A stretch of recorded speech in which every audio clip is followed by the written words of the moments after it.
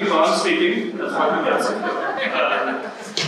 The first is that we are in person, and that is wonderful. We had the college advisory board meet this afternoon. Actually, all the advisory board members raise their hands. So thank you all. It was lovely to watch those events, to have you all here, and have you here for this event. It was really nice to meet in person. So this event was supposed to be in May of 2020. You all know why that didn't happen. So we are here celebrating the announcement that is now a year and a half ago Gordon's extraordinary gift to the college. The second thing we're celebrating is that we were here in Giannini Hall, and many of you know that we were at this building for 2 years. We were the beneficiaries of seismic funding that came in, so the building had a complete seismic retrofit and some nice touch-ups along the way, and it's just lovely to be back here. We also moved the Energy and Resources Group into the building. So ARE and Energy Resources Group and the Society and Environment Division of PESCOM are all here in the building, and it's just bringing the new vibrancy to life, and we're thrilled to be back here. It's a building that Gordon has spent is that fair to say, Gordon, of his career, except for a miserable 2 years at University Hall? So, of course, we're really pleased to be back here celebrating, and quite fitting. Really appreciate that. So today's event is about gratitude, and I share that on behalf of all of us in the college. And it's about generosity, and that is, of course, the extremely generous commitment. And Gordon, as most of you probably know, he's been a long-time faculty member in Ag and Resource Econ, and one of my predecessors. That's only a little intimidating to have your predecessor in college.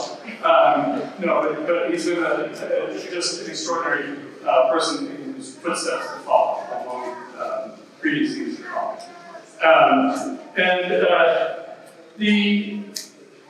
I just want to say a couple things about this extraordinary gift and commitment. And at its core, and what really is so extraordinary, is that the vast majority of what Gordon has given is in the form of unrestricted endowment for the benefit of the college. And the other deans who are here will know this is a rare commodity to have such an extraordinary commitment, and also to leave it open to help shape the future of the college in a way that will continue. We'll be flexible, first of all, to get as things evolve in the future, and allow us to really think about our evolving priorities and our current priorities. Of funds that have begun to flow, and it's wonderful to have the community see the impact. More than half of the funding that we are allocating this year went directly to enhance support to graduate students, a top priority, as we know about how difficult and challenging it is to recruit and retain and have our students thrive in the Bay Area. And another core allocation to advance our initiatives in diversity, equity, and inclusion, and also funding to ensure that we can support our extraordinary staff. As one of the core features of the university is costs go up faster than revenues in many cases, and being able to meet those core obligations and maintain our excellence is really important what we can do. The other thing Gordon did, which I'm deeply appreciative of, is ask, or I could say require, set up that there would be consultation with faculty as part of that process. And we had a really robust process to go through our executive committee, let the faculty weigh in, come back, and help shape the priorities. And that will happen every year. So we just started that. But that means there's a recurring engagement with the faculty of the college, which is very important as part of our culture in general. So I want, again, a big thank you. And I now have the enormous pleasure to pass the microphone to someone who needs no introduction to almost everyone in this room. But I'm pleased to introduce Chancellor Carol Christ. Carol has been an extraordinary leader in extraordinary times, and we're all deeply grateful for everything she can do for the university, including leading us in this Light the Way campaign. So Carol, thank you for doing this.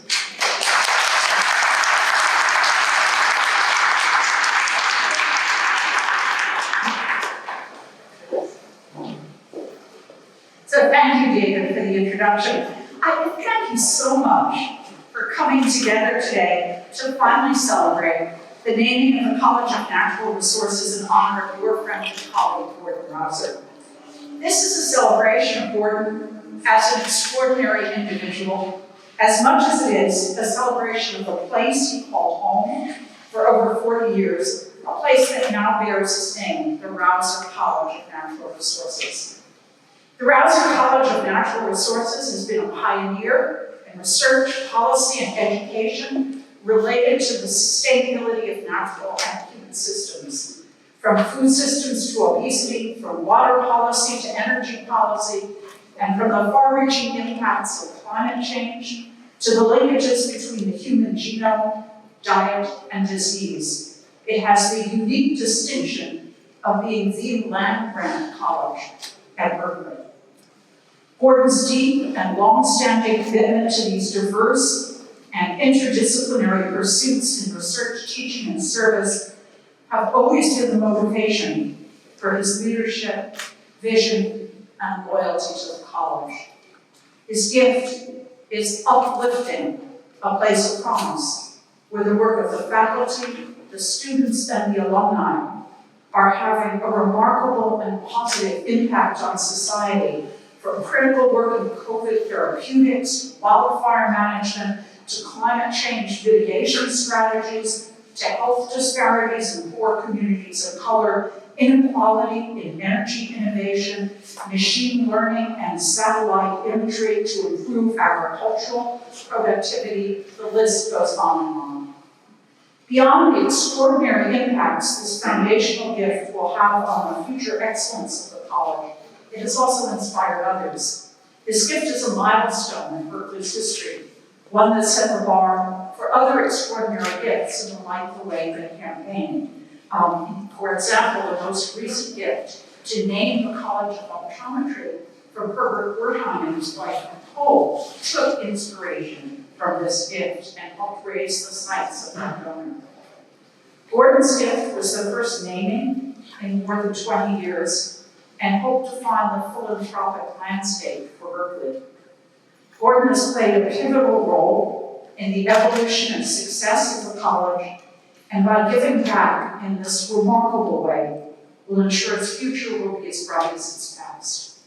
We can't thank you enough for all you've done for the university and your beloved CNR, now RCNR. Finally, I want to recognize Gordon's family, many of whom are here with us this evening. Could you all raise your hands?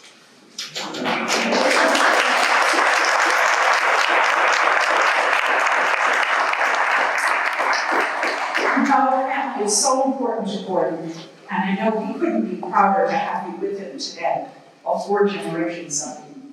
Thank you for joining us and sharing your father with us for all these years. And now I'd like to introduce Professor David Silberman to make final remarks.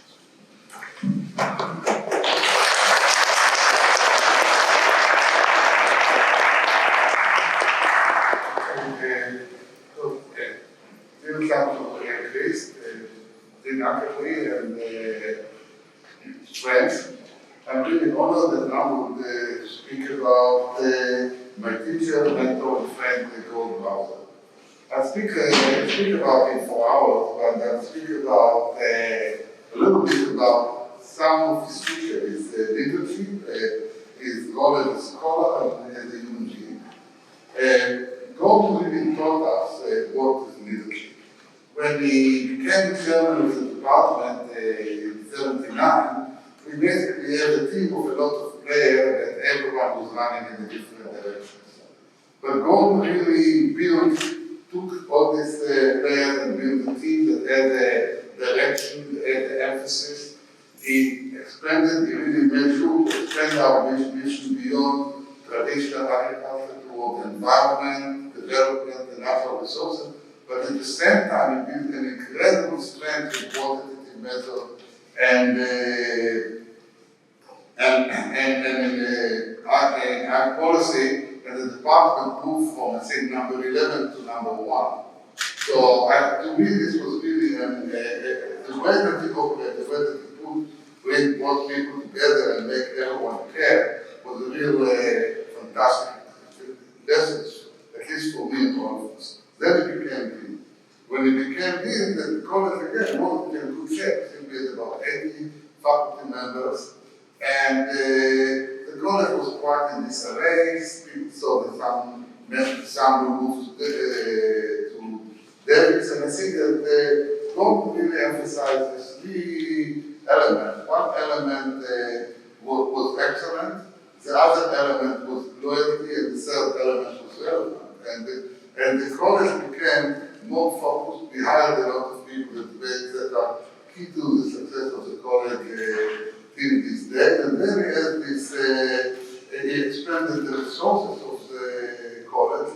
The Berkeley Novartis deal was a real incredible model of public-private cooperation that shows that university can work in the private sector, and despite of all the doubt, both parties can benefit. To me, it was a big success. Another thing about gold is it was an enabler. My environmental leadership program would have happened, and his environmental leadership would have happened without the support that he gave. He really gave a lot of support to the college. Another thing about Gordon was that as a dean, he cared about everybody, and it was inclusive even though it wasn't as important. He really had the first associate dean, executive vice associate dean that was female, Cheryl Fleming, and then I know that he nominated 2 women to be deans in the future, and 2 of his female students, one of them is a dean in Washington State, another is a Kelvin in Davis. Now, as a scholar, Gordon was extremely significant. He set the agenda for modern agricultural policy research, making it more quantitative, more theory-based, and including the macro and especially policy. And I think he was probably one of the leading scholars of the growing field of political economy, and some of the work that he's doing now on smart policy making and true living. Finally, I really love Gordon because of his humanity. I know him very well, and I know one thing about him, that when I or many other people were in trouble, he was the one that can help me. I really remember and appreciate that he was able to babysit my son when he needed some help. And he helped in a lot of cases in ways that not many people know about it. As a faculty member, one thing that I appreciate, especially when I was chair, was that when you have suddenly an emergency, you have a tough class to teach and no one wants to teach it, go to volunteer, he taught econometric and Econ 1 and a lot of other classes that generally senior faculty don't teach, and he did it a lot of time at a short order. And the final thing that was really important is go, he would accept anybody to be his PhD student. I think the toughest thing in academia is to get someone who is not the most talented to get to produce a good PhD. And Gordon students, some of them are superstars, but some of them are people that without Gordon would never be there. So to sum all together, I think this is a really incredible set of dedication, friendship, and Davos University, and this dedication and Davos University expressed itself with a gift. So we all thank you, Gordon, and we hope that we will continue to contribute for many, many years. Thanks.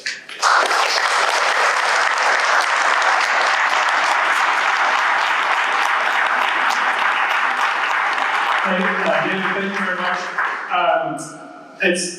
Thank you all for being here. At the core of that commitment to excellence is extraordinary faculty, extraordinary staff, and extraordinary students, all of whom make it possible for all of us to do our jobs and make it a pleasure to be here every day to work at an extraordinary place.